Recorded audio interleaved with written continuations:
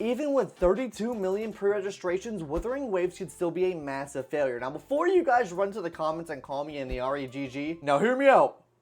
That looks kind of cool. Now, I do think Wuthering Waves will be an absolutely massive financial success. On top of that, I also think the game is unique enough to form its own fan base and core audience around it. You might be asking, how is the game gonna fail then, YouTube? Well, I think it could potentially fail the gacha community as a whole. We are hyping this game up a lot to be Genshin Killer, cool game that is better than Genshin. Genshin could never. I do think there are some potential issues that could come with the game that could cause this to be a failure for the gacha community. More information on that at the end of the video though, after you hear all my reasons. And before hopping into my actual reasons, if you got scanned by clicking on that timestamp, please hit that subscribe button, guys. We will be doing a giveaway for Wuthering Waves. All you have to do is subscribe to the channel, but more information on that at the end of the video. Let's go ahead and hop into reason number 1 now. Lack of variety. Now, I know lack of variety has a very broad term here, but basically what I'm putting in this category is updates, character releases, and also the content that's in the game in general. So let's start off with updates first. Guys, for Wuthering Waves to be successful and not to fail, they cannot have a dead patch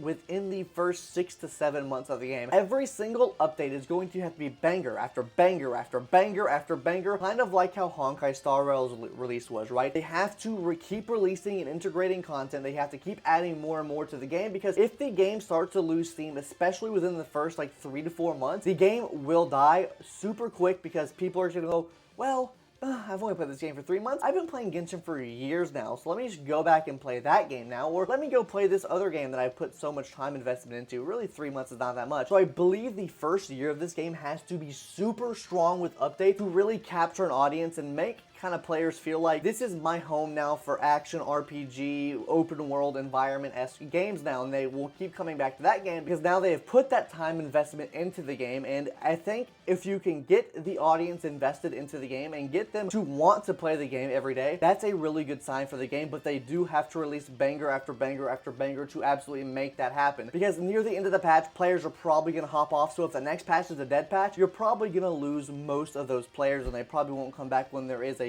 very good patch, right? And something else that I should mention here is lack of variety of characters, right? If we just release the same character, you know, say patch 1.0, we get a character that does boom, boom, boom, and does that, and then we have a character in 2.0 that goes boom, boom, boom, but does a little bit more damage. I think character kits do need to be unique to make people want to summon more in the game and want to spend more money on the game, and just, I think that would enhance the player experience a lot as well. Now let's hop into content. Guys, content is a very important part as well. Content also goes in with updates too, but in its own little spectrum here, there has to be enough in-game content, because there's going to be a lot of people grinding this game out, so there needs to be a plethora of in-game content we can do. It can't just be like Spiral Abyss. You beat it, then you wait 2 weeks, you beat it again, and so on and so forth. There needs to be multiple in-game modes. On top of that, it needs to be challenging to make you actually want to build more characters, get more weapons, everything like that, to actually beat the content in the game. And then finally, it just needs to have variety, right? That kind of ties into the whole like having multiple different modes. It needs to have variety. I think Honkai Star Rail does a great job at this. We have Pure Fiction, we have Memory of Chaos, we have the new mode coming out. We also have Swarm Disaster, Golden Gears, which are, I guess, not technically in-game modes, but like a permanent event added into the game that has a level of difficulty for in-game players, but also offers a good amount of rewards for early game players as well. And that kind of leads us into events. There needs to be banger events in this game. You cannot be putting the cookie cutter ass Genshin events into this game where I know I have 3-year-old brain, let me put block A here, block C here, and block B here. Thank you, I just put the circle object in the circle hole now.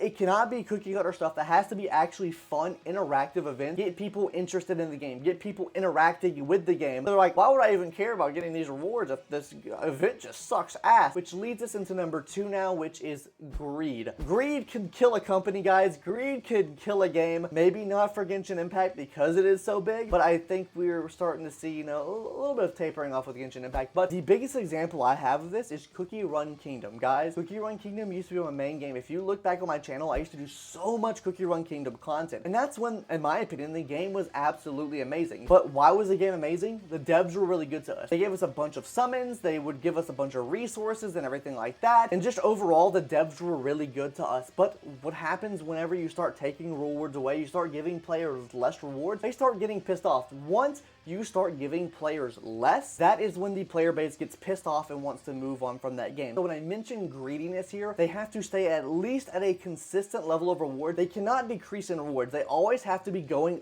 either on par or slightly moving up the rewards they're giving to players, because once they cut back, say they give you a 10 pull every single patch, right? And then they decide year or two, yeah, we're actually gonna give you 2 pulls a patch now. That will kill the game, even getting past like that year marker, right? That is one of the biggest things that can kill a game, just the greed of a company. Also, just like not actively giving rewards to the players. This kind of ties back into the event system as well. If they don't have good events in the game, then players are gonna think they have less rewards in the game because they can't summon as much, because they didn't do the event that sure would give you the reward, but the event was just so dog shit they didn't do it. And now in their brain, they're like, well, where are my summons at? They're not giving me summons, and they probably don't realize that they're getting summons from the event. So that's another big thing that I think could kill the game. But I will say the devs for this game so far have seemed pretty generous and receptive to the community, so maybe if they have good community interaction, this could bode well for the game. But that's what we're going to talk about now. You like my little transition into communication, right? Communication with both players and content creators alike. So guys,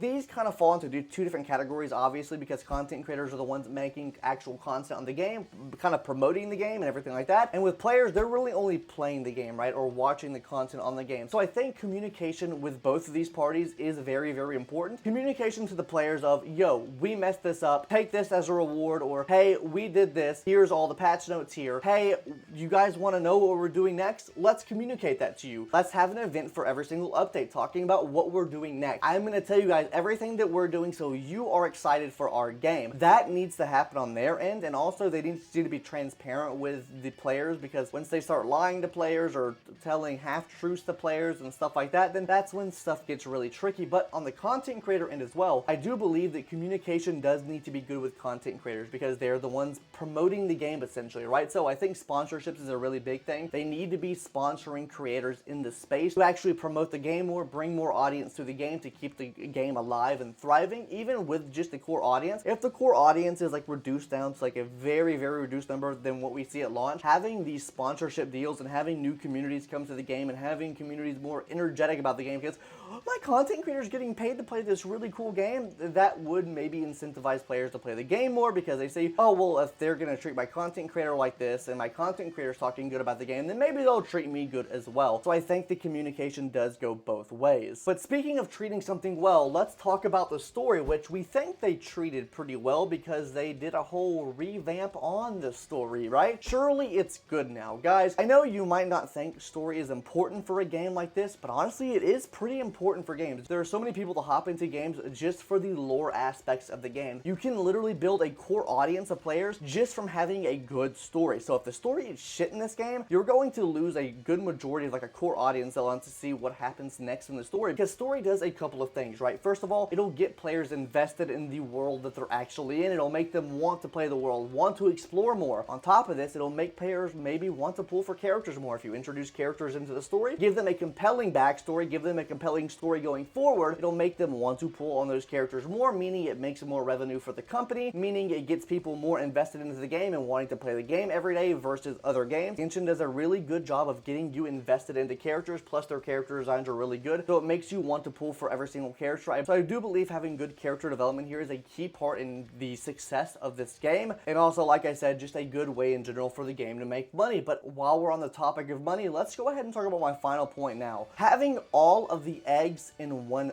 basket. Now guys, I don't know how true this is. I've heard from a couple of content creators, a couple of places, right, that maybe they don't have enough money to pay for content creators to do sponsorships. Maybe they've done some layoffs, right? I don't know how true this is. Take this with a grain of salt. But it seems like to me, with all the reworks they've done, with all the work they've put into this game, this is their golden egg. They have literally got the basket, put the one golden egg in the basket, and they're carrying that bitch down a rocky road right now, okay? If that egg breaks, it's over for them, right? I think this could potentially, if the game doesn't go accordingly, it could be the end of Kuro Games. I am not gonna lie. I don't know of any company that has went back and reworked so much stuff, delayed launch and everything like that, that would not be going broke, right? So With that being said, even if this game is a financial success to our eyes, if it makes a lot of money to our eyes, it could still technically be a net negative for them if that revenue does not keep up or stay consistent, right? It could cause a company to go under because let's say, for example, right, they spent $110 million on this game and the first patch rolls around, they make $100 million. They're still $10 million in the hole and their investors are like, you guys should have made more money. Pull the funding, and that can lead to literally all the other issues we talked about on this list here. It can lead to communication being bad between players because they don't have the resources to talk to the players, and now they're in this situation where they're not getting paid. They're like, well, we can't pay the content creators now, so no sponsorships there. It can affect the greed of a company because they're like, well, we're not making enough money, so we need to price stuff higher, give less rewards, make people want to spend their money more to actually make us some more money. It also plays into the gameplay elements and not having lackluster updates because if they have to cut people, they're probably going to have to cut developers, which means then you get worse updates, you don't get as much content in the game, it becomes a lot more bland and bleak, the character kits probably stay the exact same, and just an overall lack of variety will be into the game because there's just not as many people working on it. And then finally, the story will inherently get worse. Well, I guess the story would maybe be the one saving grace. I feel like story would have like the least impact. This is all theoretical depending on how much the companies make, how much they're actually in the hole for this game, if they have to make substantial amounts of like budget cuts and like laying people off. These are all things that could be affected into leading to the downfall of this game. Like I said, guys, for this game to be actually successful for the gacha community, I think that it's going to have to be successful and really good and keep players engaged at least for the first year of the game, because if this game fails for the gacha community, it could lead to much bigger problems in it, right? Because let's say this game fails, right? They're just going to compare every other big gacha game coming out to both Tower of Fantasy now and Wuthering Waves. That's two misses that have already been hit, is going to severely impact the growth of other games coming out in the future because they're like, well, these two games failed, they didn't take down MiHoYo, they didn't even cause a competition for MiHoYo. So for this game, for me to succeed, they have to sustain themselves for at least a year, right? Keep a pretty big audience in the game and actually create some type of competition for MiHoYo. We have to see a change in MiHoYo to actually make their games better, and to me, that would be a win, right? Even if the game fails after that, right? I think if we see something that made a dent in MiHoYo or made MiHoYo change something, I think that would be a win overall. Anyways, guys, tell me what your thoughts are in the comments down below, and that giveaway, gamers, because you probably maybe came to this point just to hear the giveaway. So how you enter the giveaway is by first subscribing to the channel. Secondly, in the comment section down below, guys, you need to put Wuwa is better than Genshin. One of you guys will win a battle pass for Wuthering Waves when it comes out. I will reply to your comment if you are the winner. You do need to have Discord though, so I can actually DM you to get account details, everything like that, or just PayPal you money. You're going to have a Discord, so even if you don't want to join our Discord, which you can, link in the description down below if you want some cool future Wuthering Waves giveaways and to have a cool community to talk to about Wuthering Waves. Anyways, guys, that's going to do it for today's video. Let me know your guys' thoughts for real on Wuthering Waves. Do you think any of these things could happen with Wuthering Waves? Me, personally, I think Wuthering Waves is going to do great. I think it's going to pop the absolute fuck off. The dev team seems pretty good, and usually when a dev team is good, the game is good and the game will thrive, but like I said, Big Corpa can destroy that. So anyways, guys, that's going to do it. Bye.